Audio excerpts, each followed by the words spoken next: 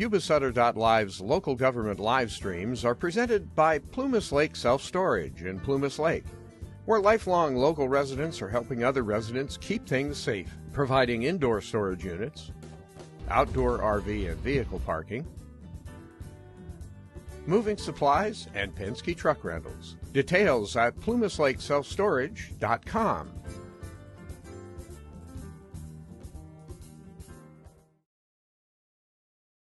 In-person attendance to remain in compliance with the state's public health guidance and Cal OSHA COVID-19 emergency temporary regulations. Masks will be encouraged to be worn. Zoom meeting. The board proceedings are available via Zoom, and you may participate in public comment by using the raised hand function. Members of the public are encouraged to observe and participate in the teleconference. Members of the public attending via Zoom are subject to California Government Code 54957-95 and may be removed from the meeting for disruption of the meeting. Notice of a hybrid meeting. As a courtesy only, the board is making the meeting available by Zoom and teleconference for those who cannot attend in person. The unexpected loss of connection to the video or teleconference will not result in cancellation of the hybrid meeting. Zoom provides a teleconference dial-in phone number for every video conference meeting for those who want to participate by telephone only. Citizens with items before the board should be personally present to ensure that they will have an opportunity to comment on or present their items of concern to the board. Thank you. Consent agenda. All matters listed on our consent agenda are considered to be action items that are routine and can be enacted in one motion. Do we have any board comments? Move to approve. I'll second. Do we have any board comments? No. Do we have any public comments? And do we have a motion?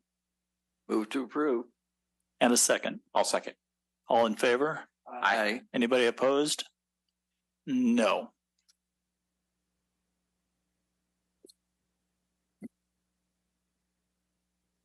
Okay.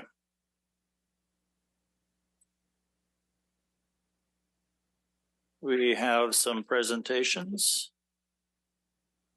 First will be number 171, present proclamation to the Sierra Donor Services celebrating their April 2024 as National Donate Life Month.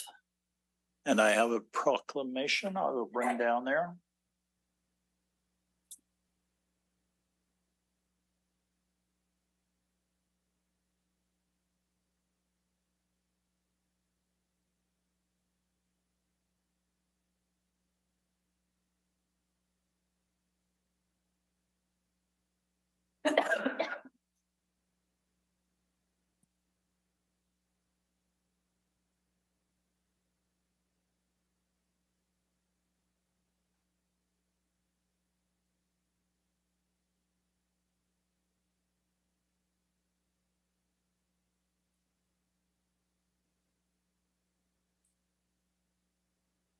Got it.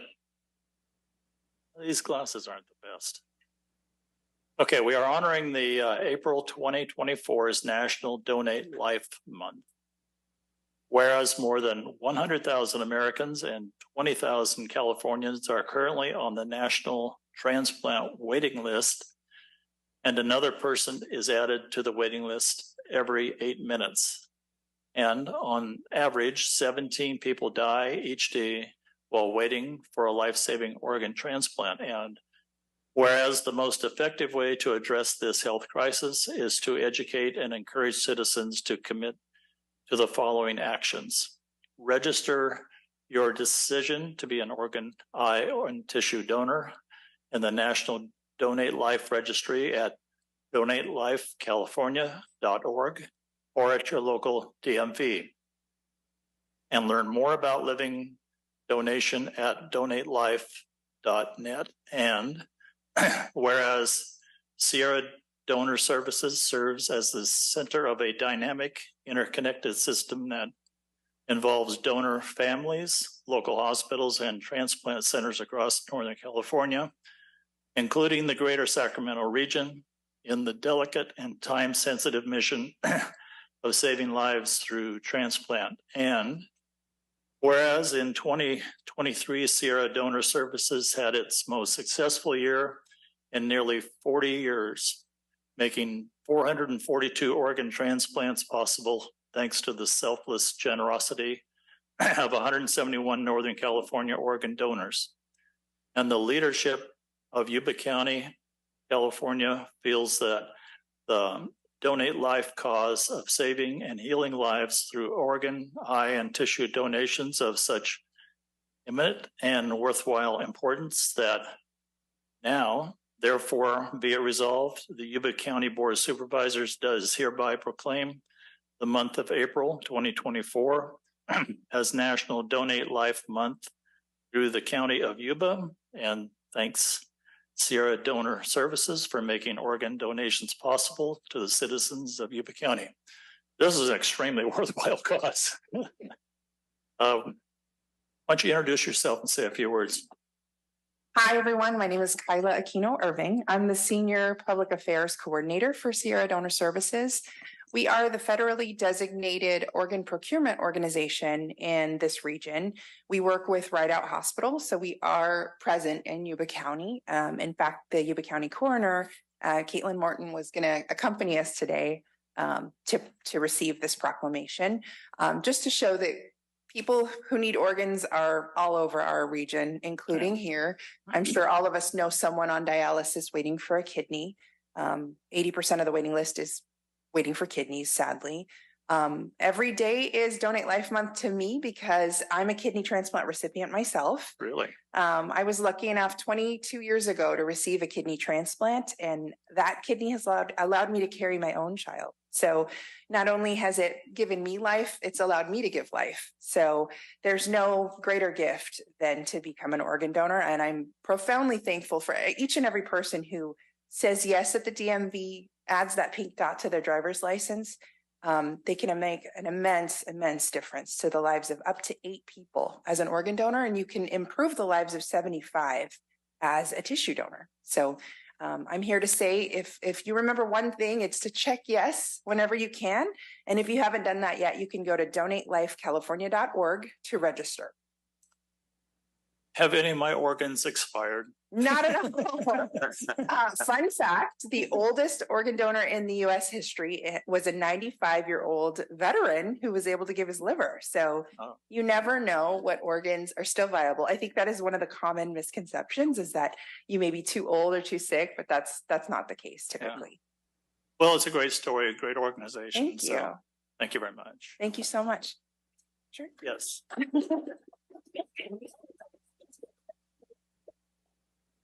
Hot for you to. I'll hold the pot.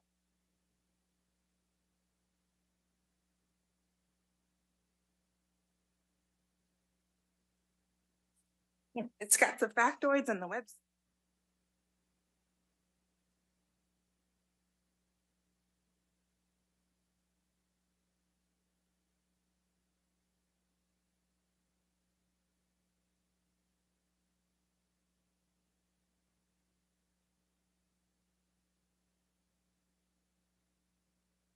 So we have 2 proclamations, both related to Casa de Esperanza. And do we have someone here?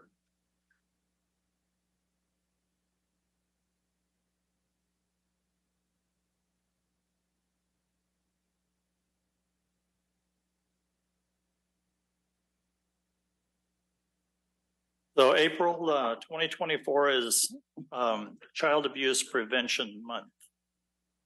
So whereas the tragedy of child abuse and neglect affects every community in California, touches the lives of far too many citizens, regardless of cultural, ethnic, religious, or socioeconomic level.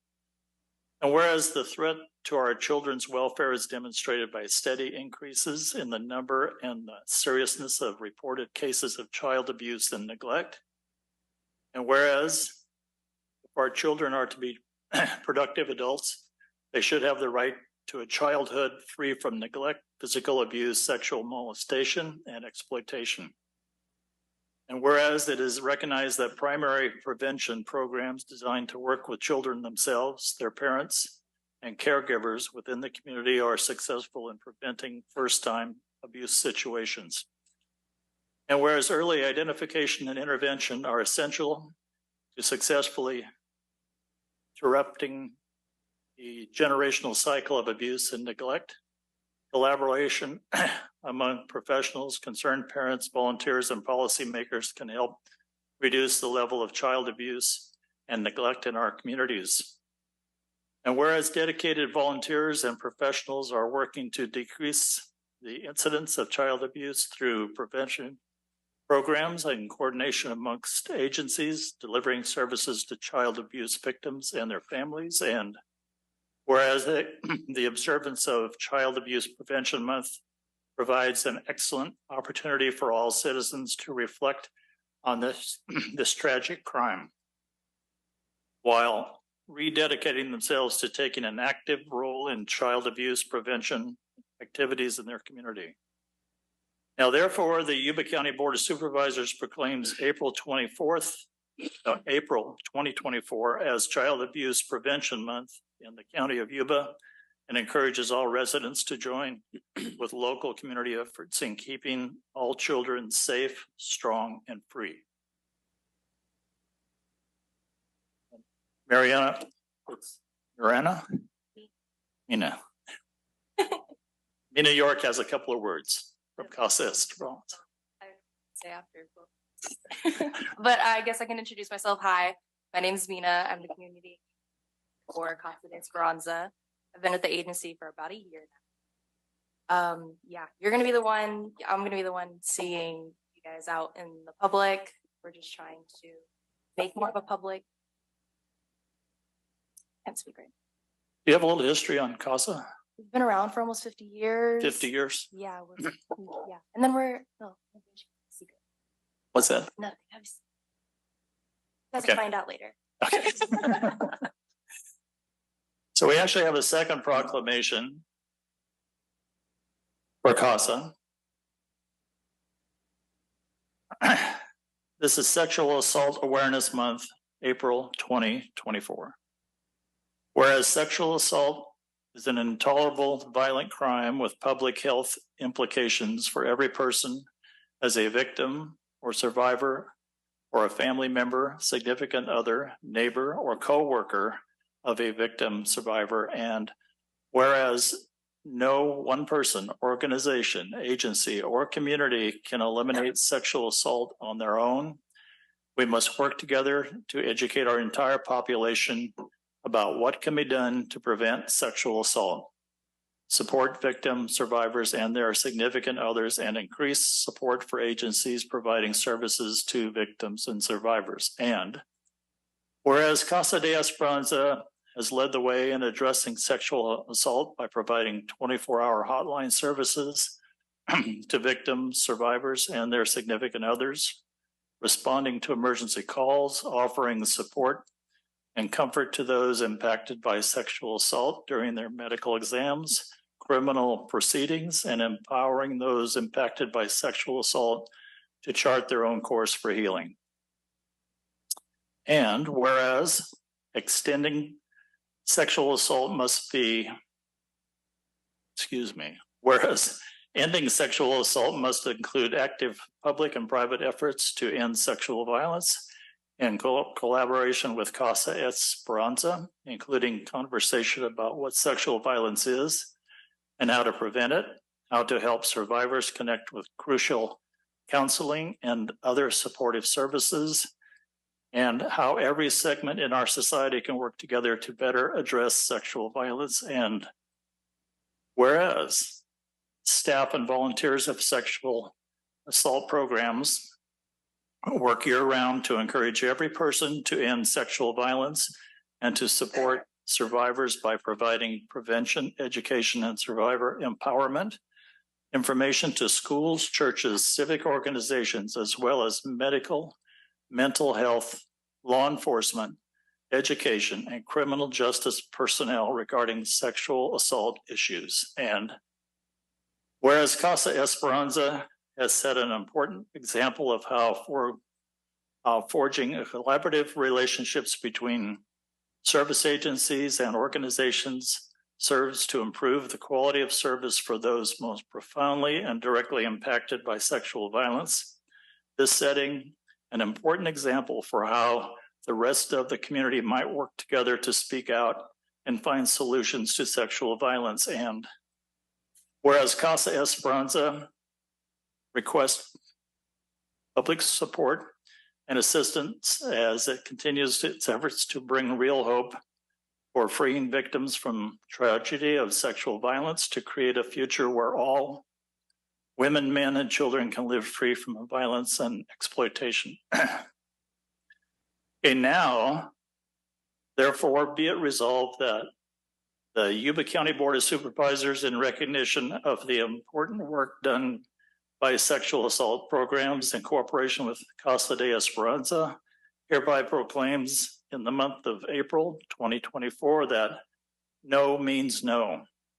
People working together can make a difference in the fight against sexual assault and gender violence in our community.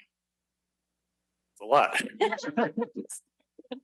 Well, it's, once again, it's a wonderful program and you have more to enlighten us on.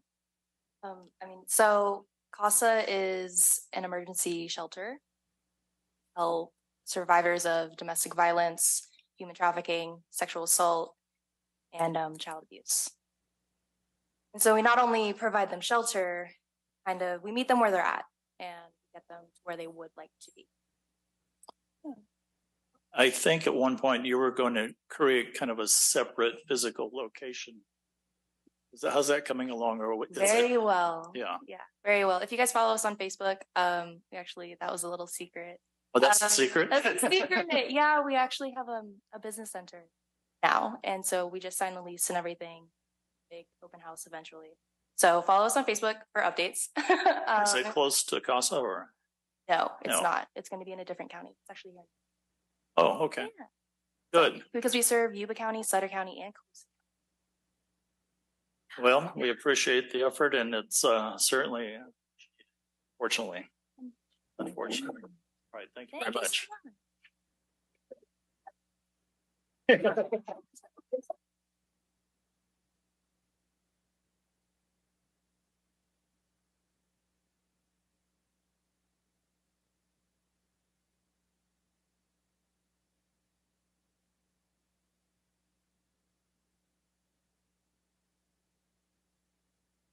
Yeah, don't let me fall on the floor.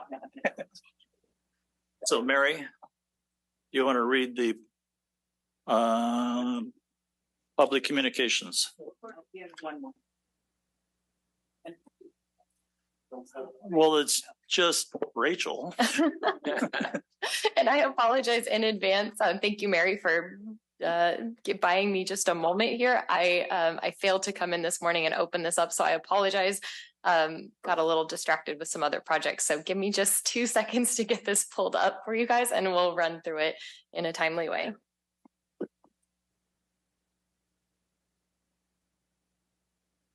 Super secret password.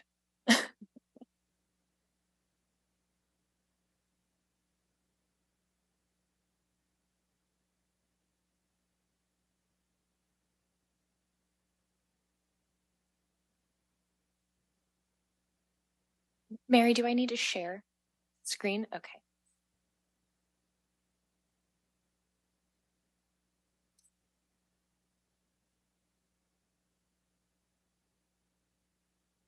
Okay, hopefully I did that all correctly. Good morning, members of the board. My name is Rachel Downs. I am your business engagement manager at a community development.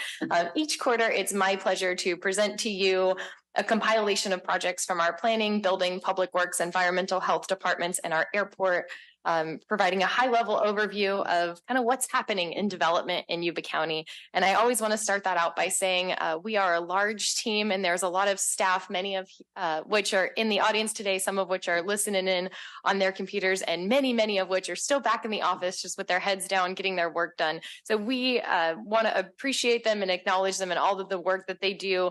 It's always really fun for me to go through all their projects and kind of pick out what is the most interesting and salient that I want to bring to you, but just superb recognition in the fact that there's a lot of staff that works really diligently in making these projects come to life that we get to show off a little bit in this presentation.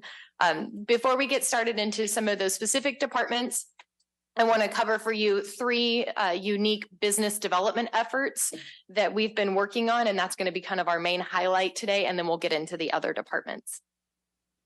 So first, I know your board, a handful of you, including Supervisor Bradford, have been following our Yes to Startups program.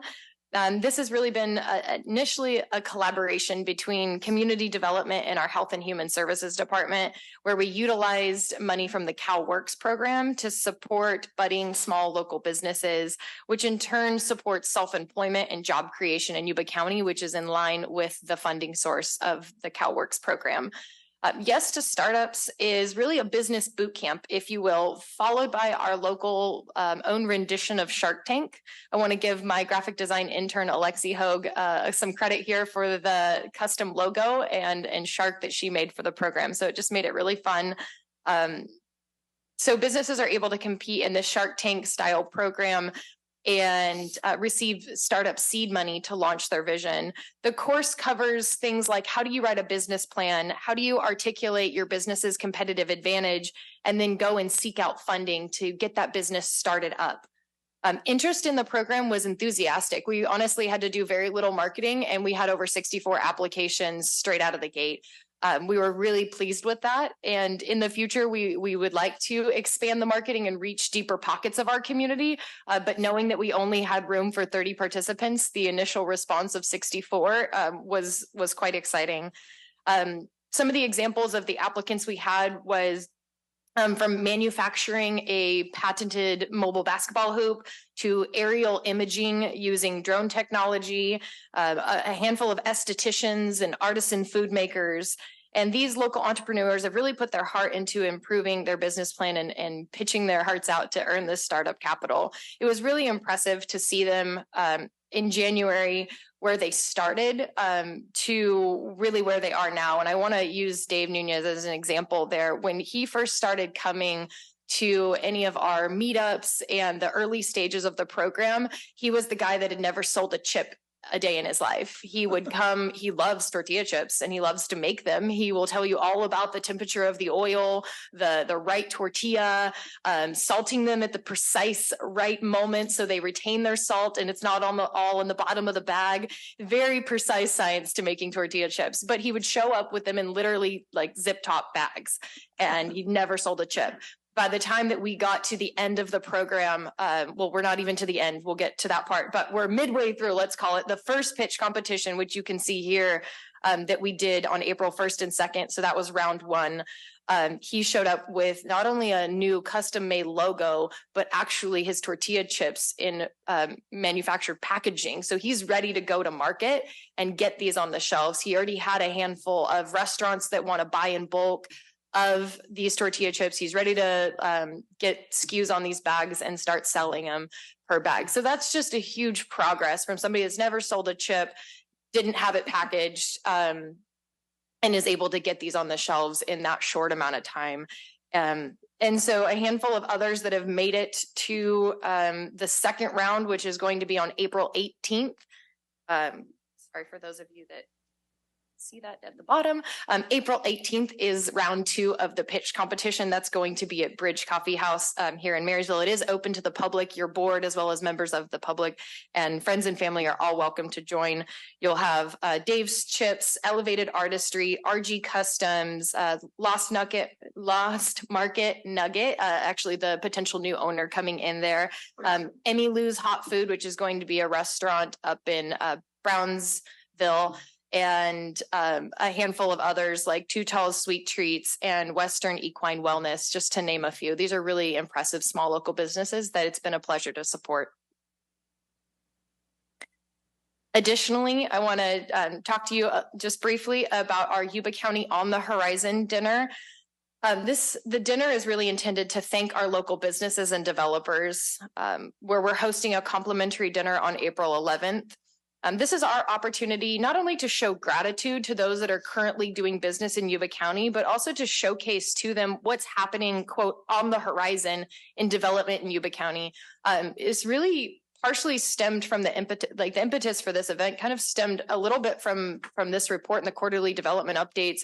I started noticing that a lot of businesses, developers, even our real estate brokers were asking for this information. And then kind of merging that concept with an event that you're likely familiar with, perspectives that had been done in the past, taking those two concepts and putting them together and really acknowledging that we have access to the information about what's happening. We know what this developer and that developer might be doing, but this developer and that developer might not know what they're doing. And so if we can bring all that information together and infuse it with the capital investments that we as the public jurisdiction are making and present that information to our business community, it helps them to make better informed decisions about how to strategically plan out their 2, 5, or 10 years. They need to know where the rooftops are going. They need to know where their future workforce is going to live at. They need to know where their future customers are going to live at, and things of that nature, as well as important infrastructure projects. So that's really the high-level overview of this annual event that we would like to continue hosting. It is scheduled for this Thursday. So tomorrow will be a very fun day of setup. And thank you for those of you that have already RSVP'd. And we're very much looking forward to hosting this dinner. And next up, we have a unique and new collaborative partnership with the city of Marysville. While the geographical footprint of the city and the county and our development efforts can at times differ drastically, we do share a common goal of residential infill development, commercial redevelopment throughout the community. Thus, we've coordinated a combined effort to provide a personalized tour to over a dozen developers to focus on things like key projects that are underway within the city and the county both. For example, Marysville's B Street project with the hotel and grocery store development, our own Feather River Shopping Center, and Northville Common Shopping Center, just highlighting what are the new hotspots for development, if you will. As well as private investment. So the city and Yuba Water Agency's effort to maintain Ellis Lake, Yuba County's investment in neighborhood infrastructure like curb gutters and sidewalks and neighborhood redevelopment projects that you're seeing in West Linda and Olivehurst, the redevelopment of Friendship Park, things like that that really provide quality of life amenities that we want to highlight for these developers so that they feel even more encouraged to continue investing private dollars into our community.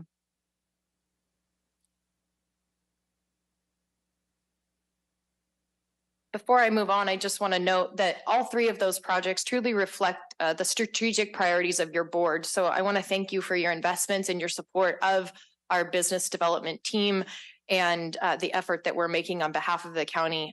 It's really exciting to see that momentum in business development and starting to capture the eyes and the ears of audiences that might have always seen Yuba County as an underdog, if you will.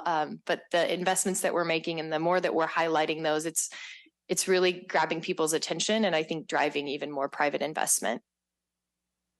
So moving on to our planning department, we received an application from Richard's Ranch or Richard's Grass-Fed Beef to host multiple medium to large scale events on their property throughout the year, including farm dinners and music festivals. These types of venues support the growth of agritourism in our foothill region and bring additional visitors to Yuba County. So we're excited to work with the Richards on that project. Over the next few months, next month, you will see 3 development agreements for new subdivisions that will go to the Planning Commission from Plumas Lake / Dana, Bear River Ranch and Draper Ranch North subdivisions. You can see that on the left-hand side of your screen. And then additionally attached, I have 2 additional attachments for you. This is Feather Glen 2 is a tentative subdivision track map for 102 single-family residential lots in our BOGA, and we continue to see the growth of additional residential development in our South County. Next, I wanted to specifically call out a little bit more movement that we're seeing at the Feather River Shopping Center. From the property owners here, we've received a number of land development related applications to really reconfigure or add new parcels to the shopping center. While we don't have any new official building permits to call out and be excited about additional brands coming to the shopping center yet, we do anticipate those coming more soon. The key here that I wanted to highlight is you can see that there's a nap. So if you're really tired later, you can just look at this map and feel comforted. I'm kidding. It's called Not a Part. So you can tell that Les Schwab is not a part of this shopping center, as well as the far left where there's the Pizza Hut and the Papa Murphy's. Those are not a part of the shopping center. But behind the Les Schwab, you can see a proposed, let's see if I can kind of highlight it with my mouse here. How about this? There's a proposed pad right where my mouse is hovering. We do anticipate that being a quick service restaurant. That is not a standalone parcel right now. And so that's what we're referring to land development applications, meaning that they need to move the parcel lines around or add additional parcels specifically in this corner to be able to accommodate these pads that are proposed as part of the shopping center site plan. So more growth happening and more development happening at the Feather River Shopping Center, even if it's just parcel lines. We know that what happens next is building permits, so it's still exciting. All right. Moving over to some approved projects, I always get a kick out of the small home-based businesses that we can provide verification for. And so just to call a few of these out, I feel like a lot of our small businesses tend to start home-based. Sometimes they get bigger and sometimes they do some really interesting stuff. So including these would be Plumas Lake Sourdough, Busy Bees Bakery, and Gilbert Farms and Jellies. Those are some of our new home-based businesses that we've worked with recently. And then plus on the right side of your screen, you can see the map approval for Fernwood Village. As your board is well aware of this project, a partnership between Yuba County and Habitat for Humanity to create 75 lots of affordable housing and redevelop the Fernwood Park. That one's in Linda, of course. Okay, moving over to our building department. Here we have a summary of total building permits and production home trends quarter by quarter and year by year. I know there's a lot of numbers on this screen, but one of the things that our staff thought was really interesting, and I don't necessarily have a hypothesis for you, but it is worth calling out, is that you can note that the total number of building permits and production home permits issued significantly decreased this quarter. However, the total number of production home permits that were given final occupancy were right on track with what we would expect. And so that keeps us, again, to kind of call that out a little bit more, you can see that this is a quarter by quarter breakdown. So you're comparing 2021, 2022, 2023, and then 2024 in the first quarter of the year, just compared to each other there. So quarter one this year was significantly lower than the first quarters that we've seen in the 3 years prior. So we thought that was really interesting. Whereas if you look over here, your total number of production homes that were given final occupancy was 113. And if you multiply that by 4 quarters, that puts us on average to give final occupancy to 400 homes again. So an interesting trend there, something that we'll make sure that we keep an eye on in community development. Okay, as far as commercial development, a number of new businesses making improvements, a few relocations, and a handful of newcomers. I want to call out a facade remodel, 2 facade remodels actually, one at United Rentals on Lyndhurst Avenue and another at Duke's Diner on 7th. If you haven't been by Duke's lately, highly encourage it. Not only if you need some biscuits and gravy and then you go over to Les Schwab and take a nap, totally acceptable. The Duke's Diner, not only did they just do their windows and doors and replace those through the Business Facade Grant Program, but then Mary Jane also utilized her own capital to do some new painting and made it look really nice over there. And then we have a new shopping center monument sign over at Cloverleaf Market. And also at the Cloverleaf Market Shopping Center, you'll notice that Papa Murphy's will be relocating from their location by Northfield Road and Lyndhurst Avenue, kind of as the other not a part of the Feather River Shopping Center. And they're going to be, Papa Murphy's is going to be moving over to Feather River Boulevard in the Cloverleaf Shopping Center. So a handful of movement over there at Cloverleaf. I'm excited to see that those vacant tenant spaces continue to fill up. Okay, and then as far as new building permits under review, this one is exciting for me. This one is called Yellow Coffee and Tea. It's a modern, unique caffeine fix with a twist, certainly different architecture than we're used to in Yuba County. The owners, Lily and Abdul, are Yuba County residents that have a tremendous passion about community, and they want to create a place for people to gather in Olive First.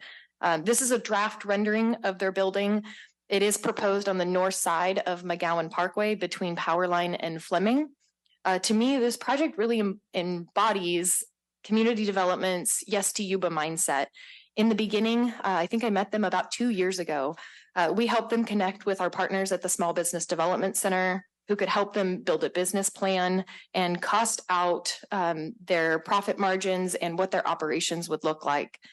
Then we created a fee estimate and explained in detail what the process of hiring a professional design team would look like. And now we're diligently reviewing their building permit submittals and introducing them to other small business owners. Supervisor Furher and I met with them 2 or so weeks ago and introduced them to Kimberly at the Brick. We'll be introducing them to Tim Stadinsky with Bridge Coffee and a number of other small businesses that they can work with and collaborate with. And they do anticipate entering into construction as soon as the end of this year. So just excited to see this one really kind of come to life and start getting vertical. Next up would be the Surf Through Car Wash building permit submittal. Last quarter, we discussed Yuba County's newest proposed shopping center, which was called Northfield Commons. It's right behind the Popeyes and Walmart across the street from Feather River Shopping Center. So located on Northfield Road and Lyndhurst Avenue. We received the first of what we would anticipate as numerous building permits at this site. As you can see here, there is the surf through kind of proposed at the front of the shopping center by Popeyes, and then there's plenty of land toward the back for additional food and beverage and retail opportunities here. Moving over to our Public Works Department. No surprise here, Public Works has been madly busy. They do a lot of design in the winter and then they get ramped up for construction in the spring going into summer. They have another transformative construction season ahead of them.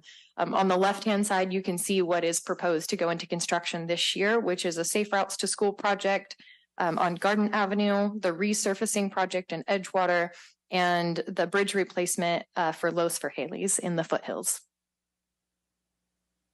In the middle, you can kind of see what are some of the other high priority projects.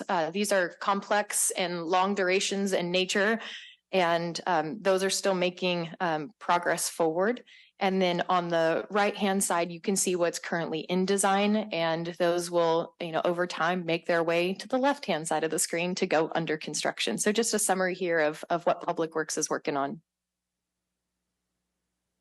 One project we did want to specifically call out, excuse me, was the $3 million grant to design the Northfield Road and Lyndhurst Avenue Complete Streets project. I provided a picture of the Complete Streets project from Northfield Road. Not to fear, the one on Northfield Road, as you well know, the median got mixed reviews. I don't believe yet there are strong intentions to build a median. I just want to say that for the good of the order. Some of our businesses on Northfield Road felt very strongly against it. So I don't want to scare people with the median picture. The intent of the photo is to say, if you need to know what a Complete Streets project looks like, look to Northfield Road, curb, gutter, sidewalks, bike lanes, things of that nature. But it is in design. It will include approximately 2 miles of new storm drains, 2 miles of new sidewalk, and 11 tons of new asphalt going in that corridor. Tentatively, it's planned from basically the Rio at the the freeway on-ramp all the way down to Earl Road. And so that's a pretty big stretch of a commercial corridor to design and then turn around, seek construction funding, and then rehabilitate that roadway. And lastly is our airport. Our airport team, as always, has been working diligently to invest in repairs and updates for existing buildings, attracting high quality aviation related tax generating and job creating tenants. They have really embraced Yuba County's strategic priority of community engagement and are planning to present at the Olive First Elementary Career Day and are coordinating, hopefully coordinating a Reach Air Medical helicopter landing for students on campus as well. And then you can also see Supervisor Messick, I put in a plug for you here. The Aero Squadron dinner when pigs fly will also be at the airport. So that's some of the things that are going on at the airport. Happy to take any questions. Any board questions? Through the chair, Comments? I really appreciate all the facade improvements that we've been doing around in the area. I'm hoping that we can continue to do so. And so I don't know if this is the place where we put it on the agenda for next time to increase funding for the next allotment. You want to wait on that one a little bit longer? All right. You'll go through the process. More facade improvements. Share beautiful presentation. This is showing how Yuba County is leading the pack instead of following. And I'm looking forward to all the new projects. And we'll get our checks out to Seth's area here as soon as possible. But he's got enough stacked in there already. We got 3 major projects in Olive First already. So thank you very much for the presentation. Thanks, Rachel. I always look forward to you coming in, even though I almost missed you this time. But and I really enjoyed the actual printed copy that you turn out, because I've got quite a few people that I try to get that to. That's very informative. So very exciting times. I'm looking forward to the dinner on Thursday. Anybody else? So through the chair, that was an excellent presentation. The only improvement you could have made is if we'd had a little bowl of Dave's chips up here to sample. Oh, that's a great idea. Shucks. Yeah. Yes, also. Yeah. But other than that, yeah, it was an excellent presentation, and thank you for the plug for my dinner that I'll be sharing yet again in my comment time.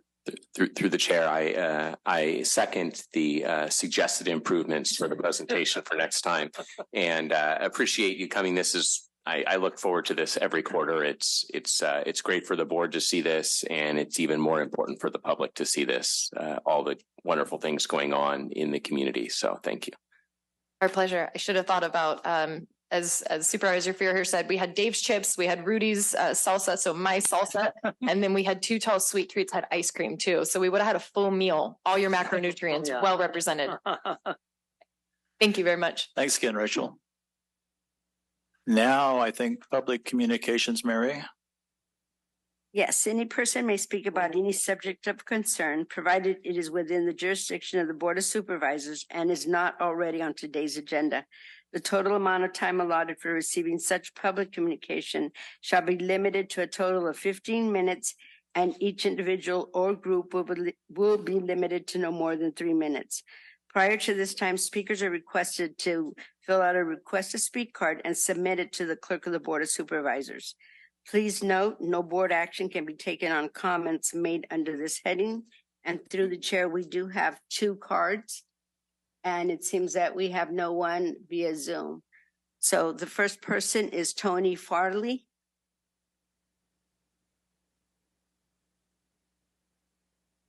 First person is all. Good morning, Tony. Good morning. Thank you, Andy Vasquez. Hoorah. Tony Fry from South Story County, Southeast City. I'm excited for the airport. I saw a helicopter, that air ambulance, Reach helicopter. It's nice. Thank you, County Minister Kevin, as Chief Saxon, Marysville PD.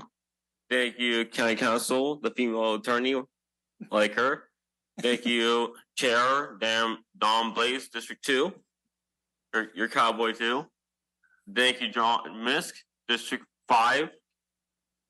He's another cowboy. Thank you, Gary Bradford, District 4. The Washington, D.C. president candidate. Thank you, Seth Fuller, a diversity candidate for Yuba County. And Eddie Vasquez, District 1, he is the baddest. I'll thank Rachel. Thank you, Rachel, for doing a good communication. She's a good communicator. I like her. She should be a PIO next. And thank you to Shura, Will Anderson. And thank you, Tony. And thank you, Dr. Liu. Thank you for your service. Thanks, Tony. It's always good to see you. Next. Next person we have is John Sullivan.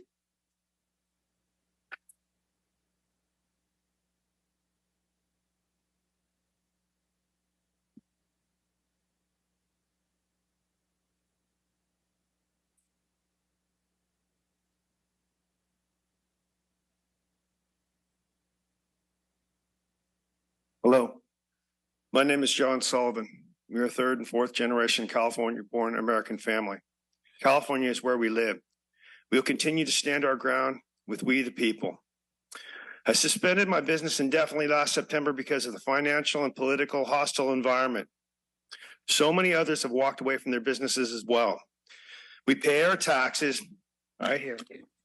California has done nothing to protect our rights under the United States Constitution, including our voting system and Article 4, Section 4 of the Constitution.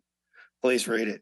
Millions of people here in the U.S. and around the globe watch in horror the corrupted voting system that got dictators elected in South America like Maduro and Chavez, and the recall of Governor Newsom removed, and how Newsom changed the law afterwards to make it harder to recall a governor, including a mass mail-in voting system is unconstitutional as well. If Florida and other countries can do voter ID, paper ballots, and same-day voting for their elections, so can every place in America, including California. We, the people, can count our own votes in one day. Fraudulent elections, along with COVID, gave us a 2.5-year lockdown, all by unconstitutional executive order by one man, not being able to see loved ones for the last time as they're dying in their hospital beds or having proper funerals. I myself know what it's like to be at death's door at the hospital down the street and the sickest man at the ride out that didn't die, or as Newsom would think, that wouldn't die. A 21-year-old man died while I was in there, and a 34 and 33-year-old mothers of one of four were ventilated in July of 2021 as well. They probably died. I was released. There's nothing nice to say about 27-day elections.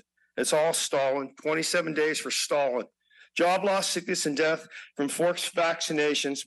My wife lost her job for not taking the jab, and we lost 2 family members to stomach cancer that were vaccinated and jabbed. With corruption across this nation, Yuba-Sutter counties more than ever need to get back to our roots like a Republican form of government. The next time you walk by a California flag, read it. It says California Republic. And you, the panel, and we, the people, need to hold our heads up high and honored, because the men that fought for our freedoms, that were found on the battlefields face down in the dirt, that died for our freedom, should not be in vain.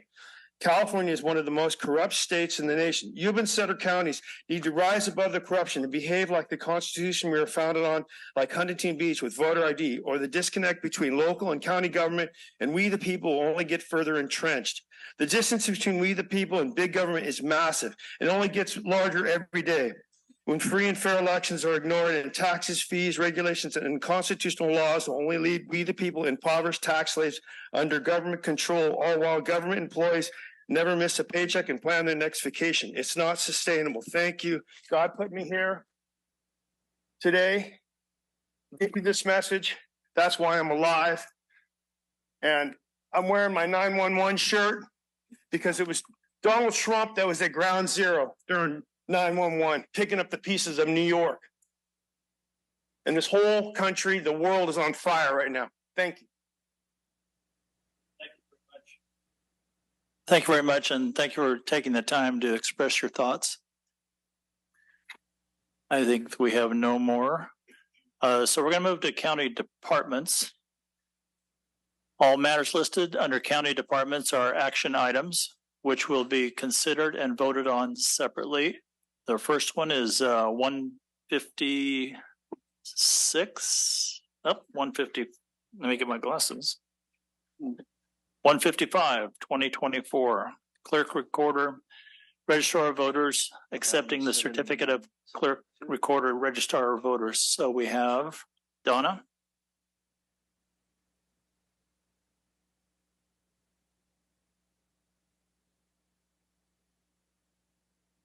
Good morning. Chairman, board.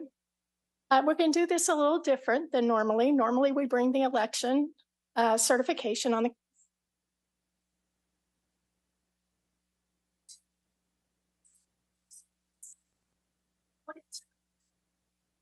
some of the challenges and maybe some interesting numbers.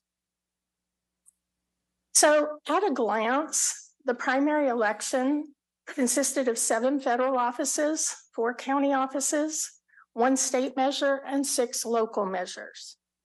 That combination of contests resulted in 105 different ballot types for the election. So there were 105 versions of the ballot in Yuba County. We processed 16 candidates for in lieu appointments, uncontested races, and 8 candidates for contested races. This is just to give you a little idea of where 105 ballot types falls over the previous presidential primary elections. And you can see it was a significantly larger number of ballot types to manage. So what does that mean to manage those? What it looked like, the workload, we had 210 ballot cards to proof, process, assemble, print, distribute. For remote accessible vote by mail, which is used by our military and overseas voters and local voters, there were 560 ballot variations. For our ballot marking devices, there were 560 ballot variations. And on our audio ballots, there were 560 ballot variations. Each of those variations must be proofed and approved. For our voter guides, for English voter guides, we had 45 versions, averaging about 54 pages a book. We had 45 Spanish voter guides, averaging about 54 pages a book. When we talk about our paper ballots and what it takes to assemble those, these are just some of the steps we have to take. We are proofing that the mass set is correct. For the primary election, each party had a different color as assigned by the Secretary of State. We have to validate that the content and the instructions are correct. The contests are correct. They're listed in the right order. They have the right candidates, and that they have the candidates have the right party preference and ballot designation. This is one voter guide layout, and every code on that page represents one page within the voter guide. So this is just representative of one of the 6 versions that we had to review, proof, and assemble and ensure that every page was correct and that it contained the correct information and was placed in the proper order. For our ballot marking devices and our audio ballots, it's very much the same proofing content in a different format. But again, each of those had 560 variations that had to be reviewed and approved. Following our approval of our printed and our screen and our audio, we conduct a logic and accuracy testing, which is we assemble some pre-marked ballots where we already know the outcome. We assemble ballots that we have marked here locally. And what that creates is an expected outcome.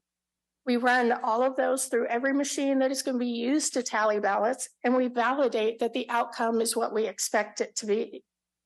And this is just a little glimpse into that. You can see on the left is a ballot that would be marked, pre-marked. And then on the right is that expected outcome that tells us that they're voted in a pattern.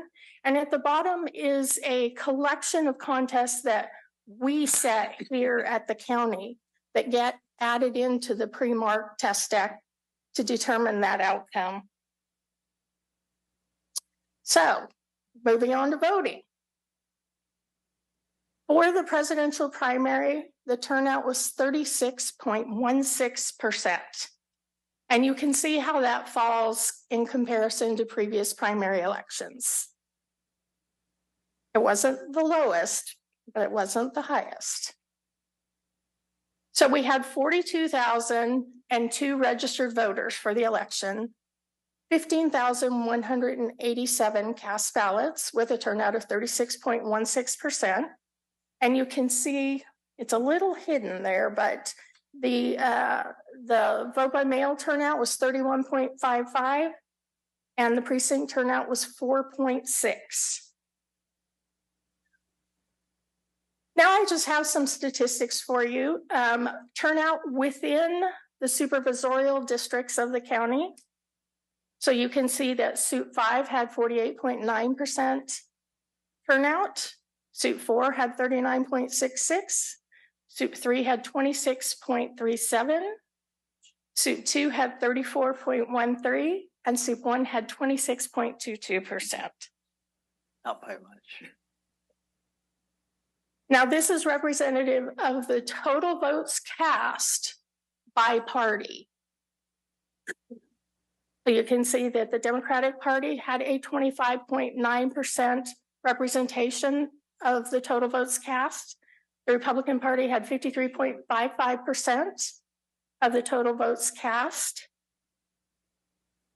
And let me see if I can.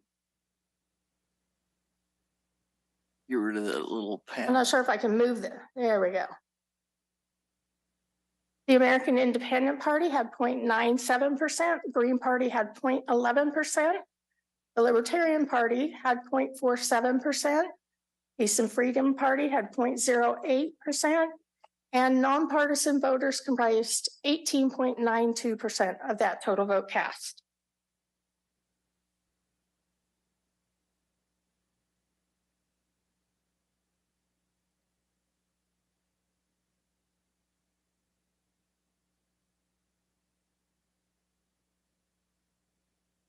This is another variation. This is the turnout percentage within the party, as opposed to the whole. This is within each individual party. And you can see the Democratic Party had 33% turnout. The Republican Party had 49% turnout. The American Independent Party had 6% turnout. The Green Party had 10% turnout. The Libertarian Party had 11% turnout. Peace and Freedom Party, 4%. And no party preference voters were 30% total turnout within their registration.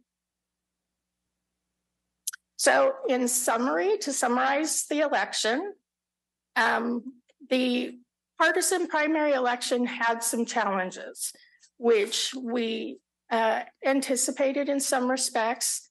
There is confusion amongst voters regarding the options available to unaffiliated voters and voters who choose to wish to vote for a candidate other than the party they're currently registered with. So we worked through that. We had some targeted communications to voters, information in the voter guides, but it did pose a challenge. We also had some third-party registration changes that impacted party affiliation through the USPS change of address. And that didn't necessarily impact their party registration so much as their registration. If there was a mail return for a voter, that could impact their registration. And we did hear of voters that had re-registered at DMV and that during that process, inadvertently or by omission, their party had been altered. There was a significant increase to the workload volume and complexity, as is always to be expected with the presidential primary election. For this election, it was significantly higher than even the normal. We were one of 58 counties competing for limited vendor resources, and you must use certified ballot printers, certified voting systems, and those are limited by the certification process within the state of California. And there was new legislation that was enacted shortly before the presidential primary. And that required changes in policy, changes in procedure. We had some highlights and some lowlights. Our highlights, my My office is very proud to say we managed to conduct the election and we completed all of the administrative functions, and we did the best job we could possibly do to assist voters along that process. We completed a canvass and audited the results of the election. Some of the lowlights, we had an early on unknown substance scare, which was a little trying for staff. There is a current climate that can at times be challenging for staff. There is a number of difficult situations for them to deal with. We were somewhat understaffed, which is an issue we continue to work through with the county and HR, who is diligently helping us remedy that issue. We had poll worker recruitment challenges, and the election was very costly. Just prices increase and the volume with the presidential primary. And to give you an idea, we don't want to hide any of that. You can see that the printing and mailing services together were approximately $264,000. Election services, approximately $38,000, and staffing, approximately $74,000, for a total of $377,000. And that those figures do not include any overhead cost.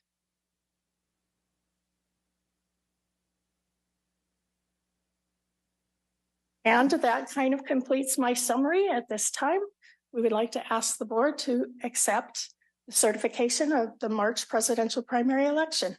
So do we have any board comment? No. I was curious, how many audio ballots are cast? How many audio ballots? They're not recorded as cast as audio ballot, but historically we have less than 5 across the county. So we do 580 variations of audio ballots so that 5 can get cast? There's and there were 560, and the reason is that those different ballot types are spread across precincts, and each ballot type must have a unique code for its precinct to be able to generate that ballot correctly. But it is a federal requirement to assist voters who are visually impaired. Sure, I'm just curious if we can tailor it to the specific need as opposed to setting up 560 variations for 5 people. Well, and the variations are determined by the ballot types, the number of contests, the number of candidates, and that has to all be completed in advance, and we have no way of knowing where the use will be. Okay, so most of your variations and combinations and costs come from state and federal requirements to increase the ease of voting. The costs are directly associated with really kind of the size of the contest, the number of registered voters. Some of the most recent cost increases have been the result of over the last, I believe it's 10 years, that we now are required to pay return postage on every ballot returned. We're required to mail a ballot to every voter while at the same time purchasing ballots to be available for those voters should they wish to go into a poll site. So all of those laws do impact the cost. Thank you. Any other any other board comment? Sure, through the chair. Just thank you for the presentation. It was great to see it, and thank you to you and your team for all your hard work on the election. I had a comment too through the chair. I just wanted to thank you also for presenting that, because I know all of us have come in individually and together and talked to you and gotten this explanation. But I think it's great that the community can get this explanation and just see what the process is to go through. Yep. Thank you again. Yeah, I think most people don't realize how complex it is. So thanks for your efforts. Any public comment? And we can entertain a motion. Move to accept certification of the results of the canvass on March 5th, 2024 presidential primary election and statement of vote. No, second that. All in favor? Aye. Anybody opposed? No. Accepted. Thank you. Ain't as easy as it looks. So our next is 172-2024 Clerk of the Board of Supervisors, Mary. Good morning, Good morning. Chair Blazer and board members. I'm here today to go ahead and give more information in regards to adopting a resolution which will take forward to provide Zoom for our Board of Supervisors meeting, of course, with meeting guidelines. On March 12th, the board reached a consensus to continue to use the remote teleconference option, which of course the one we use is Zoom. We had discontinued using Zoom on November 28th, 2023, as it was determined that there was very minimal public participation via Zoom. Our board meetings were then made available via live audio stream for the public to view our board meetings. Of course, with good instructions on the agendas on how to submit public comment if unable to personally attend a board meeting. On March 12th, I presented to the board pros and cons regarding continuing with Zoom meetings. And so it was determined that we had to go ahead and adopt a resolution if we wish to continue with Zoom. So that is the reason that I'm here. I just want to go ahead and say our last meeting, we did have it available via Zoom. It was on the agenda. We had 21 participants, and we had actually 19 of those participants were staff, and 2 was our Yuba-Sutter.LIVE. So any questions? Any board questions or comments? No. Any public comments? Entertain a motion? Move to approve. I'll second. All in favor? Aye. Thank you. Thanks, Mary. Okay, 170/2024 Human Resources and approve employment agreement with Janet Bender. Good morning, your board chair. I have the pleasure of presenting to your board the employment agreement for Janet Bender for Yuba County's next county council. Ms. Bender comes to us as a top candidate who is highly recommended by her peers. We also have the county council department here supporting her. To provide a little background on Ms. Bender, she obtained her bachelor's degree from UC Davis and her Juris Doctorate with great distinction from McGeorge School of Law. She has 25 years of legal experience, with 21 of those years working in public sector. Janet worked for several years as a deputy county counsel at Sutter County, and since 2015, she has worked as deputy county counsel for Sacramento County. She is a local resident and is heavily involved in her local community. The employment agreement is attached to your staff report for review. I'll just point out a few of the main highlights of the agreement. The terms of the agreement are consistent with prior county council contracts, with inclusion of a credit of 40 hours of sick leave and 40 hours of vacation upon appointment and waiver of residency. Her starting salary will be $19,604 per month, and pursuant to Government Code 27641, the term of the agreement will be for 4 years and extended thereafter unless terminated by either party. It is my recommendation that your board appoint Janet Bender as Yuba County's county counsel effective 4/24/24 or such date thereafter as agreed upon by both parties for a 4-year term consistent with state law, and approve the employment agreement and authorize the chair of the Board of Supervisors to sign. Thank you. Board comments?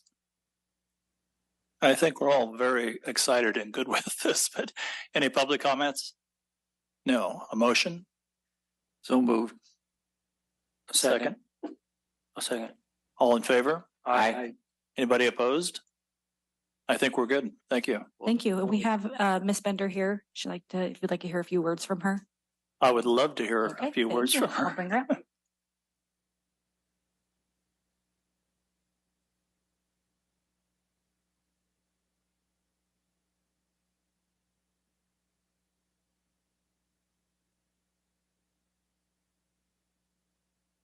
Chairman Blazer, Vice Chairman Führer, and Supervisors Bradford, Messick, and Vasquez.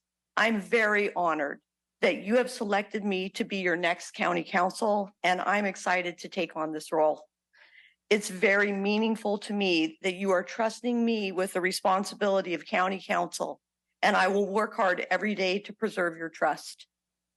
I'd like to thank Human Resources Director Tiffany Manuel and her staff for the really great job they did navigating this selection process for me. And I'd like to especially thank my family, friends, and mentors for supporting my legal career to get me to this position. I look forward to working with you, County Administrator Mallon, and all the county department heads and staff and my county council office. Thank you for giving me this tremendous opportunity. Thank you. We're going to do everything we can to make it as challenging as possible. That sounds great. If I may, through the chair, on behalf of the county council's office, I wanted to welcome you. We have everybody here and we are very excited to work with you. And we cannot wait till April 24th. Thank you. Yeah. Thank you. Thanks again.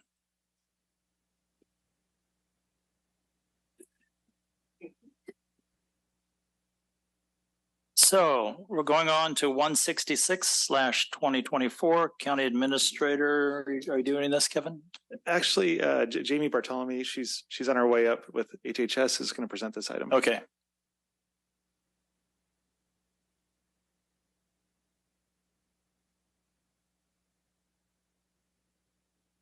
Good morning, Chair and members of the board. My name is Jamie Bartolome, and I'm a Deputy Director with Health and Human Services. The item before you is to provide you with a recommendation for an appointment to the Partnership Health Plan Board of Commissioners. The following process was used to identify the individual for recommendation. Commissioner qualifications and ideal candidate qualities were defined. Yuba County Medi-Cal beneficiaries' input was collected via surveys. 3 stakeholder meetings were held for healthcare providers, community-based organizations, and Medi-Cal beneficiaries.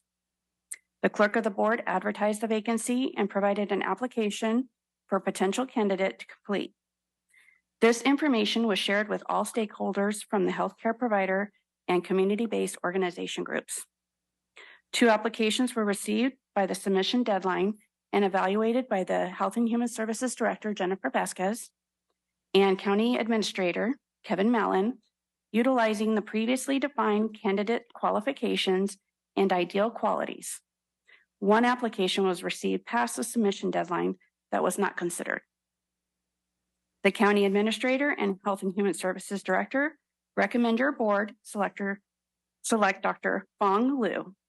Dr. Liu will hold quarterly meetings with stakeholders to take feedback to partnership, as well as providing them with information from the Commission Board meetings. I'm happy to answer any questions that you may have. Do we have any board questions on this? No. Seth? No. I guess my question is this is an unpaid position, correct? Correct. And so Dr. Liu has quite a bit on her plate as our bi-county health officer. Why the other applicant that was received within submission, was that the CFO of AMPLA or who was it? I am not aware of who that applicant Director Bates? Okay. So there's no advantage to having someone who's not a county employee take care of this position? Can you repeat that question one more time? Is there an advantage to having a non-employee take this particular position as it's a volunteer position? I would not say so. I believe that we are looking at what's in the best interest for our constituents, our Medi-Cal beneficiaries, and our stakeholders. So that was where the qualities were looked at, and that was the decision that was made. Any more thoughts from the board? Any public comment? Motion? I'll move to appoint Dr. Liu. And a second. Second. We have a motion and a second. All in favor, say aye. Aye. Anybody opposed? No. Motion passed. Thank you. So number 79/2024, Health and Human Services.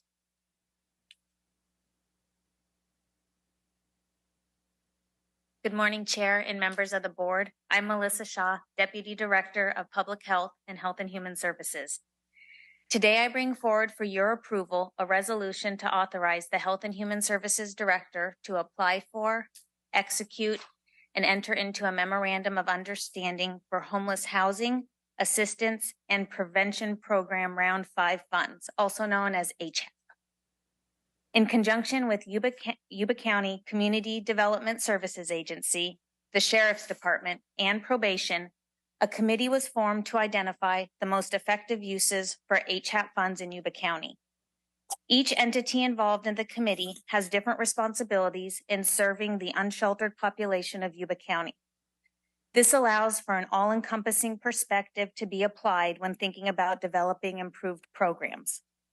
The committee completed a thorough analysis of the current challenges each organization faces in order to develop an approach designed to both meet the needs of the unsheltered population and Yuba County. As work on the plan progresses, the committee plans to present our ideas to the board for consideration. In this round of HAP, the county is eligible to receive $751,895.25 to be used by June 30th, 2028. If we're awarded the funds, I anticipate bringing a contract back before the board in July or August. In conclusion, I ask the board to authorize the Health and Human Services Director to apply for, execute, and enter into a memorandum of understanding for HAP Round 5 funds. I'm happy to answer any questions the board might have. Thank you. We may have some board comments. Nobody? No. Okay. Any public comments on the motion? So moved. We have a motion and a second. All in favor? Aye. Anybody opposed? Motion passes. Thank you. Thank you. Okay, county departments, we are done. We're going to go to ordinances and public hearings. And Mary, can you read that? Yes, if you challenge in court the action or decision of the Yuba County Board of Supervisors regarding a zoning, planning, land use, or environmental protection matter made at any hearing described in this notice, you may be limited to raising only those issues you or someone else raised at such hearing or in written correspondence delivered to the Yuba County Board of Supervisors at or prior to such hearing. Public comments will be limited to 3 minutes per individual or group.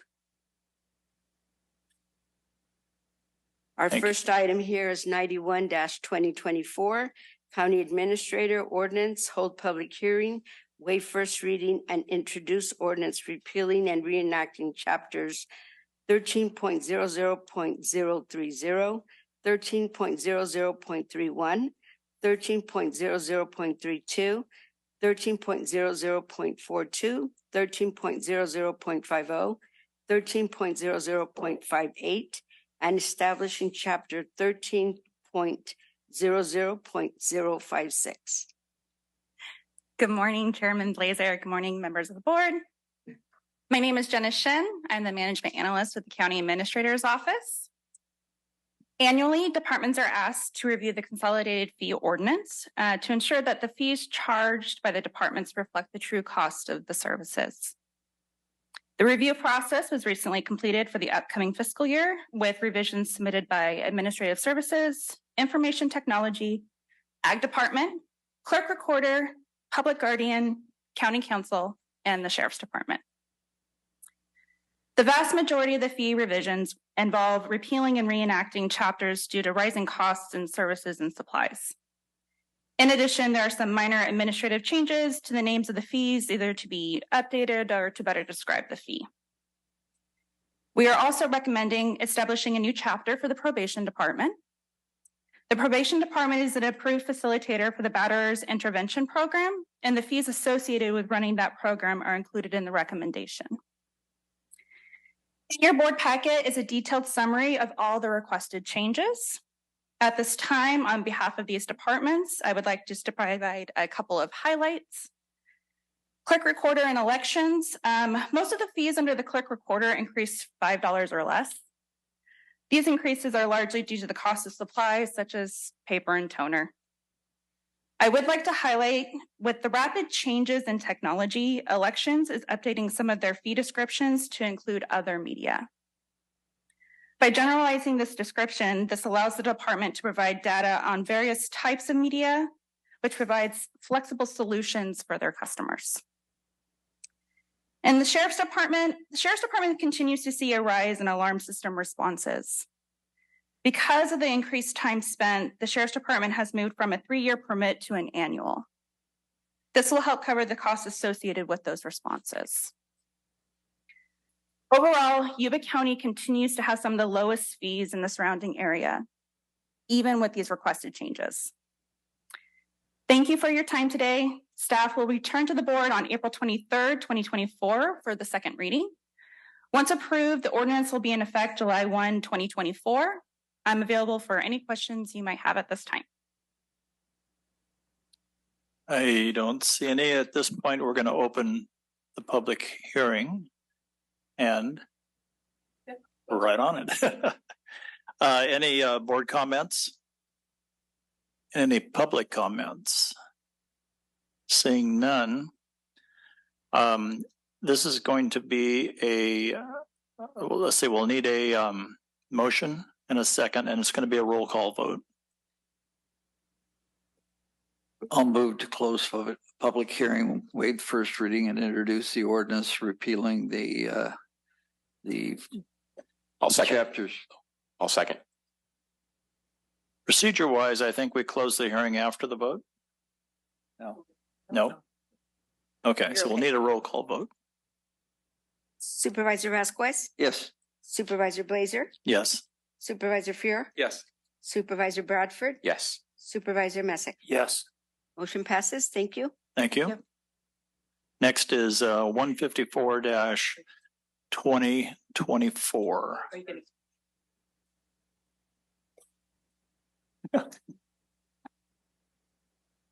What did you say? We got it. You're good.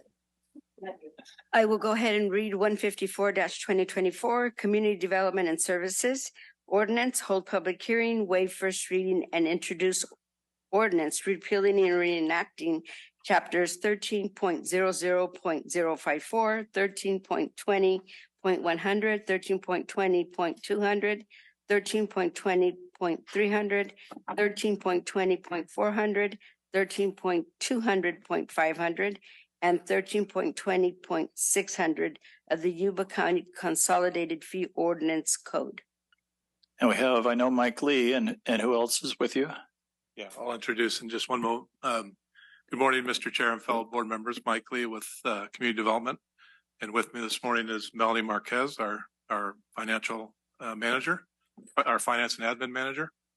I'm glad I didn't have to speak the mouthful of all those numbers there. Thank you, Mary.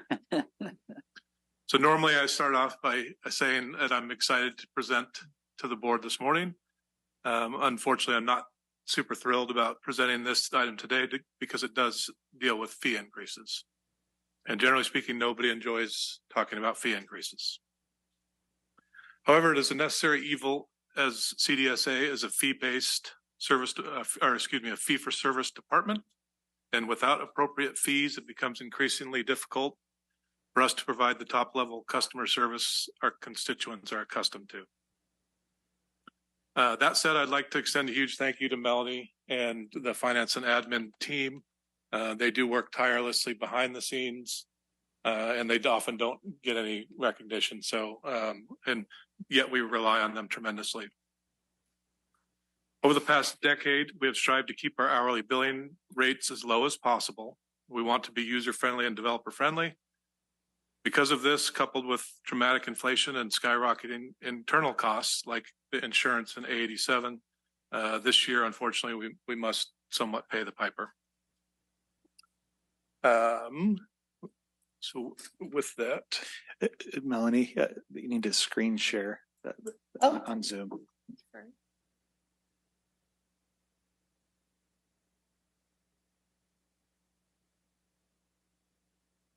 Let me know when you got it up.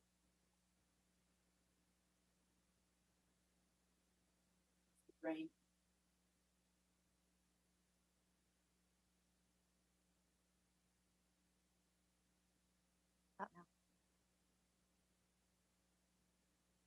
Got it, go. you. So I will handle the first few slides and then I'm going to pass it off to Melanie for the more analysis part.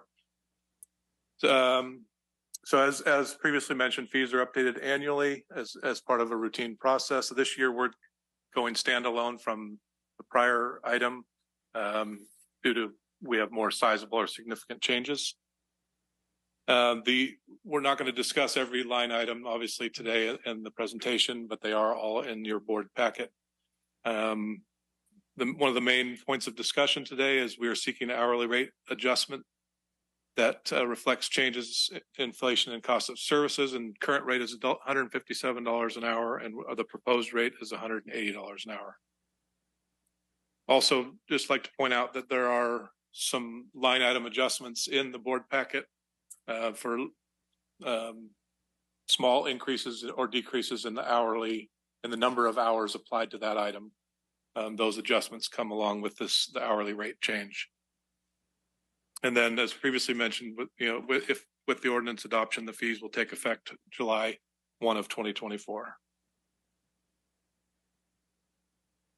Go ahead, Melly, if you can advance the slide.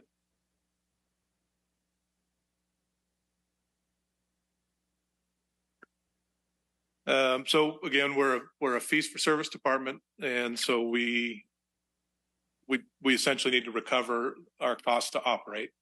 But with that said, we're also not here to make a profit, right? So it's kind of a balancing act to try to find that right charge that will cover all the costs and overhead without essentially making money.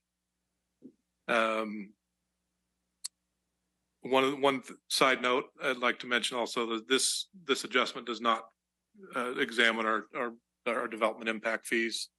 We are going to do a comprehensive look at those in the near future, but those will be under separate discussion item brought before your board.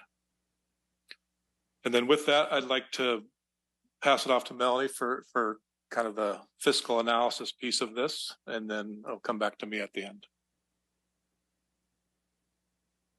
All right, thank you, Mike. So good morning, Chairman and members of the board. Again, my name is Melanie Marquez, and I am the Community Development Financial Manager. I'm going to walk you through some of the analysis that we looked at when we determined the proposed hourly rate increase for CDSA. First off, very briefly, I just want to show this graphic that really kind of shows what goes into calculating our costs for services. So first of all, you have your hourly rate for providing those services. Items such as our direct and indirect labor costs, service and supplies, and overhead all get factored into that hourly rate, which I will go into further detail.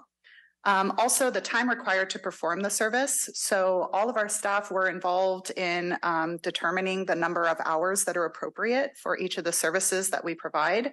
So those are estimated or known. And then that is ultimately what all factors into our cost of service, which is a maximum fee amount that we can charge. So first of all, the inflationary analysis. So the most commonly used inflation factor is CPI, or Consumer Price Index. It is widely known and accepted. Other inflation factors do exist, but since the primary factor of the cost of a city or county service is in fact usually the cost of personnel that's involved, the CPI factor that connects directly to personnel costs can be a more suitable method for inflationary evaluation. So it really goes without saying that we have seen a ton of inflation recently. And when you calculate that from July of 2014, when our last comprehensive review was completed, that CPI increase is actually 34.77%. Now, if you're doing the numbers, that would bring our rate up to $198 an hour. Now, I assure you, that is not what we are asking for today. That is not the rate we are bringing before your board. We're actually asking for less than half of that percentage increase, or about a 15%. Another way to look at this, though, is if we had come on an annual basis before your board and asked for a minimal inflationary factor, let's say 2%, right? Our rate would land roughly at where we are proposing today, and our proposed hourly rate is $180 an hour. So you can see there, if we had, again, just applied a very basic 2% rate over the last decade, we would land there. Next, let's take a look at some surrounding jurisdictions. So while each jurisdiction structures its fees differently, we have attempted to provide a comparable data when looking at this, and the proposed fees remain the lowest cost among the group and still remain competitive. I will note here, however, that when comparing across jurisdictions, this is not always an apples to apples situation. So for instance, some jurisdictions provide general fund contributions or other internal funding, such as realignment dollars, to supplement department activities. Furthermore, in a survey that we did recently of 7 different Northern California environmental health departments, we found that 5 out of the 7 are actually looking to increase their fees as well. So we are not alone in this. Moving right along, internal cost increase analysis. So in addition to capturing the direct cost of labor and materials that are associated with processing and administering user services, which is generally simple for folks to understand, it's also important to recover overhead and other support costs. These costs are related to central services and are allocable to operating departments. Here we're providing a 5-year increase from fiscal year 2021 to 24-25 for some of the costs that are allocated to our department. UAL is a PERS required contribution to fund benefits. We have property and liability insurance rates, and finally, A87 cost plan allocation, which have all increased markedly over just the last 5 years. Fluctuations in these rates really make it difficult to forecast and anticipate future cost for the department, which make it more important to set rates at an adequate level for cost recovery. These areas are only highlighting allocated costs, but other internal costs, for instance, cost of healthcare for a family of 3 has increased nearly 37% during the same 5-year period. The cost of technology, utilities, vehicles and travel, even office supplies are also steadily on the rise. And finally, we have our hourly rate analysis. So this is perhaps what I would consider the meat and bones of our review.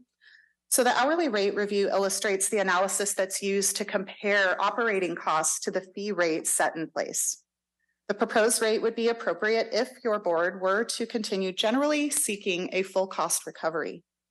The rate is focused on the cost of CDSA services as staff currently provide them or reasonably anticipated service and staffing levels. I will briefly note that if you are looking at the public works line, this department's costs only include items related specifically to land use fees.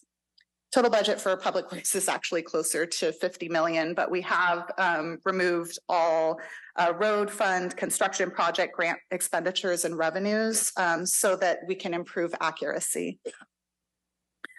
Factors used here are operational costs, which include salary, benefits, service and supplies, and include overheads, such as what I discussed earlier, and administrative costs, such as payroll and accounting services, and charges for the use of our facilities. We deduct out any reimbursements, whether that's grant revenue, general fund contribution, or any other pass-through revenues to arrive at the costs that need to be billed out for our services. From there, we evaluate the potential number of billable hours available, which is calculated using factors such as number of holidays, sick days, or vacation per employee, and an estimated factor for non-billable time, such as required certification and training or staff meetings. For instance, our building inspectors and environmental health specialists have ongoing training and certification that is required for their position. When that's allocated across the cost, we arrive at our final proposed rate, which once again, we come to $180 per hour. Finding the correct hourly rate is a little bit like the Goldilocks principle. We definitely don't want it to be too high, but we do not also want it to be too low. This is the hourly rate, however, that we believe works best for our specific situation and needs as they are today. So thank you so much for your time, and I'm going to turn it back over to Mike. So at this point, okay, what are you still going, Mike? Yeah, just briefly. So there are a few other items I'd like to discuss or mention that are affecting the overall increase in costs. And some of these are the new state housing and recycling laws mandate more reporting requirements.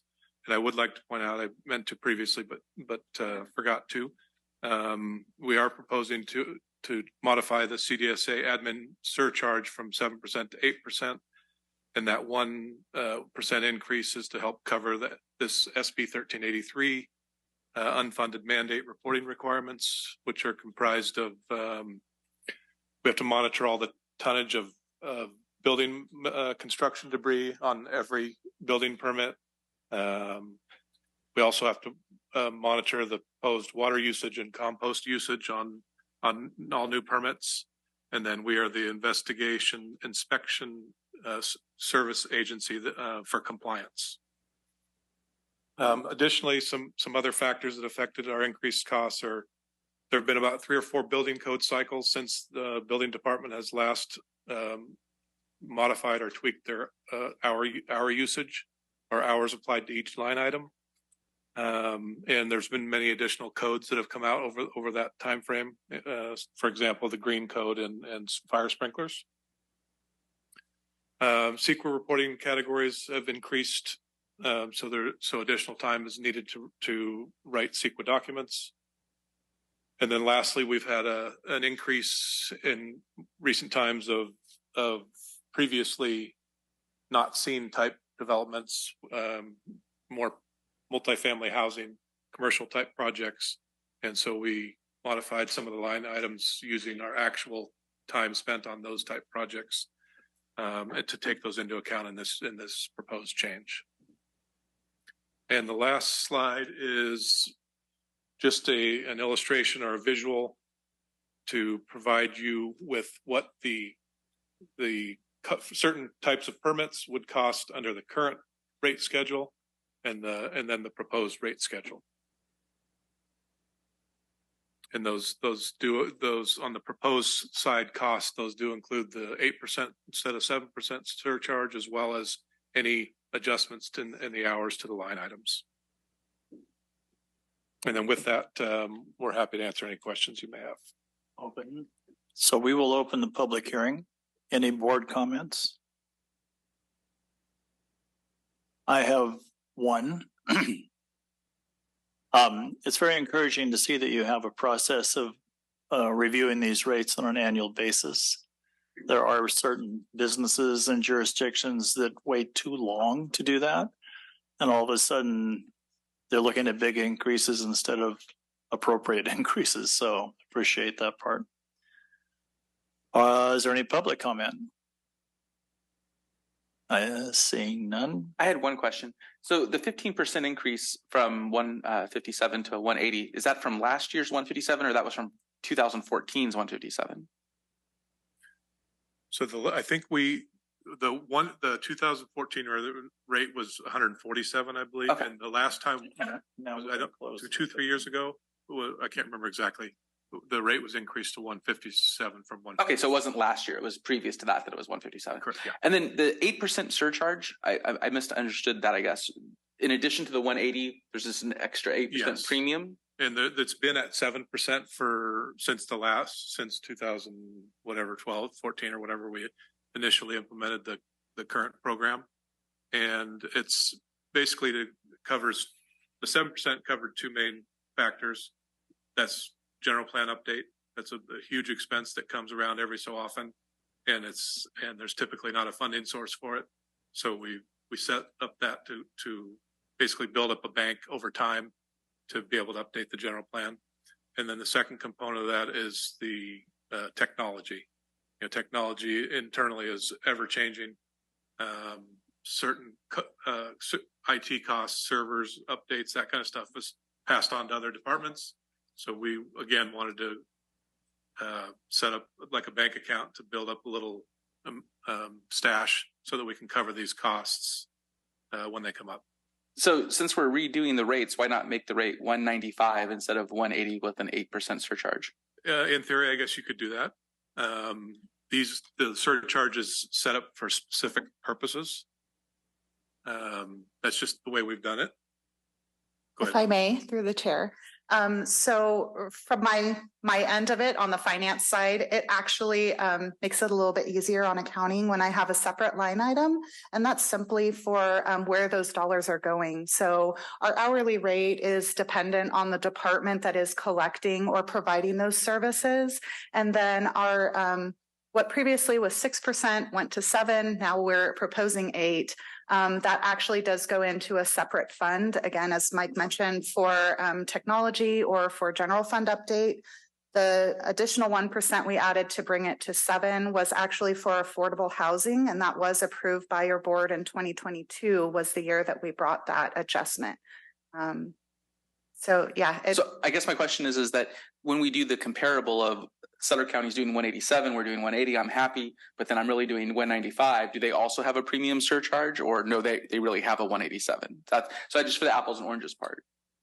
I know some agencies do. I don't know that we researched that part. I know, for example, Placer County does have also a similar type surcharge. I don't know that we looked into these specific counties if they do. Okay, thank you. I think, do we have any more comments? Yeah, I'll make a comment through the chair. Thank you for the presentation. I was in the meeting, pre-meeting or whatever earlier with you guys.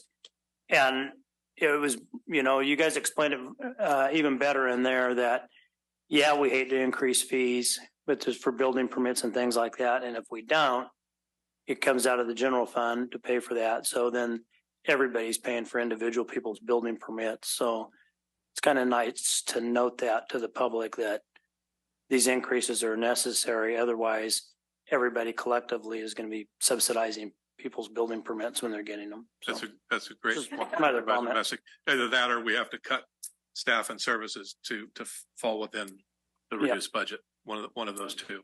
Yeah. I think we have all of our comments. Want a motion to close the public hearing? Move to close the public hearing, waive the first reading, and introduce ordinance repealing and reenacting the chapters as read by the county clerk earlier. I'll second.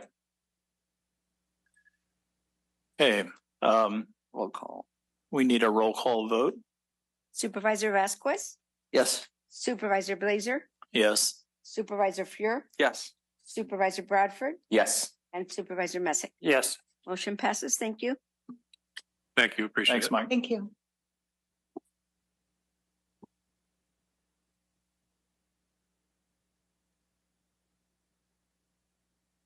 I think we're up to board and staff member reports, right, Mary? And starting with Supervisor Vasquez, do we have anything? Yes, we're holding at the Brick Coffee House in Marysville, set to host an evening of enlightenment and awareness on May 3rd at 6 to 8 p.m. as the community comes together for coffee conversations aimed at exposing the dangers of fentanyl. This event, in addition to raising awareness about fentanyl, the event will also serve as a book release party and book signing for Tracy Norris' latest work, Shadows of Grief. Through this book, Norris delves into the heartbreaking journey of raising a child who falls victim to drug addiction, ultimately losing his life to fentanyl. Shadows of Grief offer readers a raw and honest portrayal of the challenges of parenting amidst addiction, the relentless fight for sobriety, and the eventual quest for peace and strength in the aftermath of loss. Again, that's May 3rd at the Brick, 6 to 8 p.m. Thank you. Thank you. Seth? East Center has a ribbon cutting tomorrow night at 5:30 through the chamber, so you guys can attend that. We're going to Cap, and then I'll be missing the meeting after that because I'll be checking on flooding issues in the Caribbean again to see what we can bring back as information to build all of her. We really appreciate you being our representative on that. I'm here for you. And then is this the point where I bring back the increasing the funding for facade improvements for Olivehurst again? I think that was later this evening. Is it later? Yeah. I can do it here now if you want to put it on. I think we can fit it in later. Okay.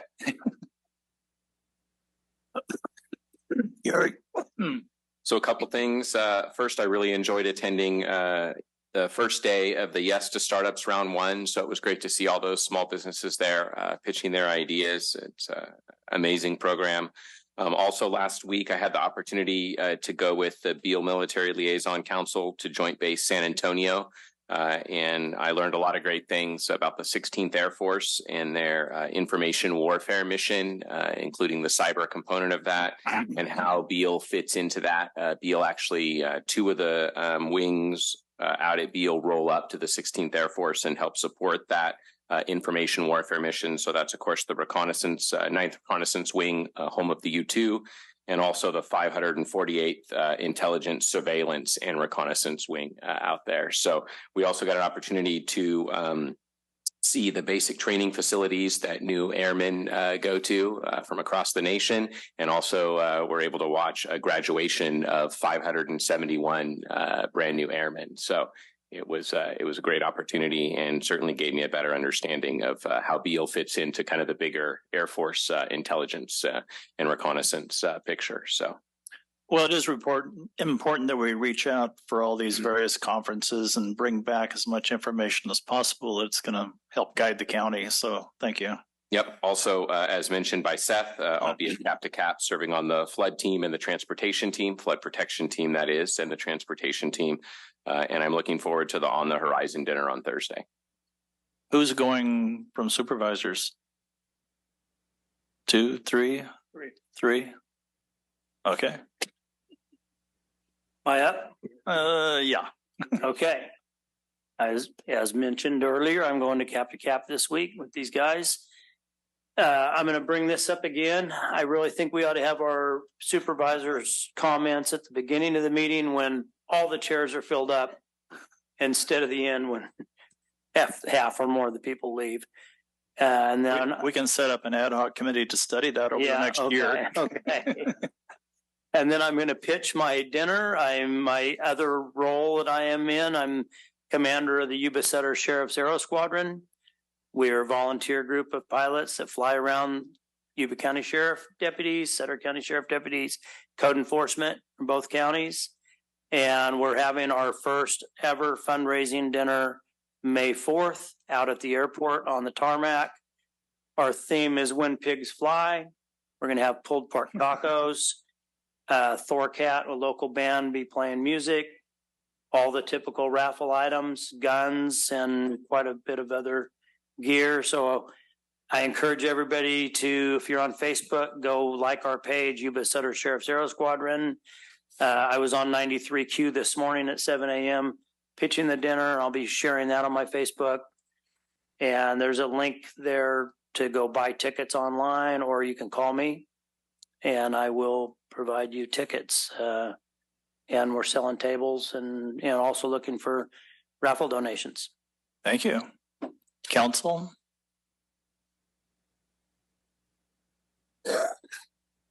So everybody heard about the change in our office. So Joseph Larmer, our prior county council, left last Friday, was his last day, and now he's in Shasta County. And then we are welcoming Janet Bender. So other than that, nothing else to report. And Kevin? Yeah, just a couple of quick things. So as the board may recall, they authorized purchasing property in the Linda area. It was just under 19 acres of land. We closed escrow on that property yesterday. So you're going to see future items coming to the board as we work through kind of cleaning up that property and getting it in a condition to market it and put it to more beneficial use out there. So other than that, the On the Horizon event on Thursday, I was saving my voice today because I guess I get to be the entertainment for that. So well, more to come. No dancing or singing. Sorry. I'm bringing a lampshade just for you. Lampshade. Yes. All right.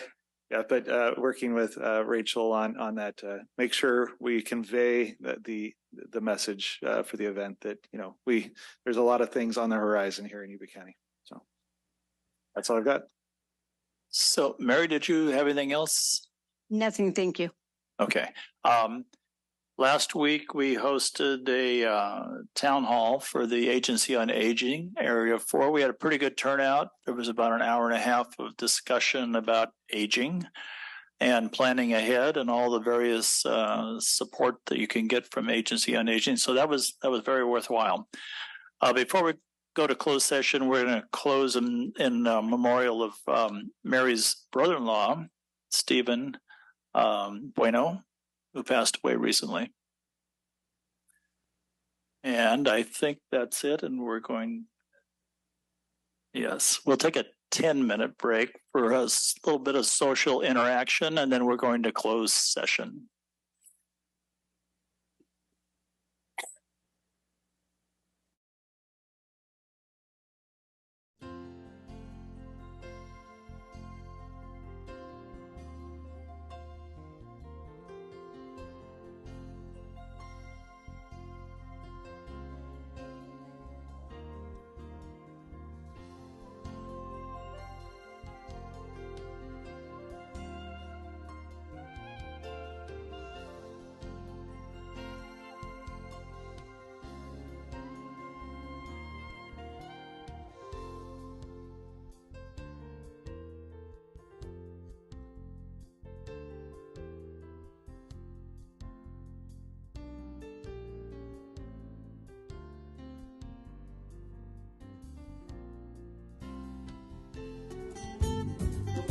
Yuba-Sutter.LIVE's local government live streams are presented by Plumas Lake Self-Storage in Plumas Lake, where lifelong local residents are helping other residents keep things safe, providing indoor storage units, outdoor RV and vehicle parking, moving supplies, and Penske truck rentals. Details at plumaslakeselfstorage.com.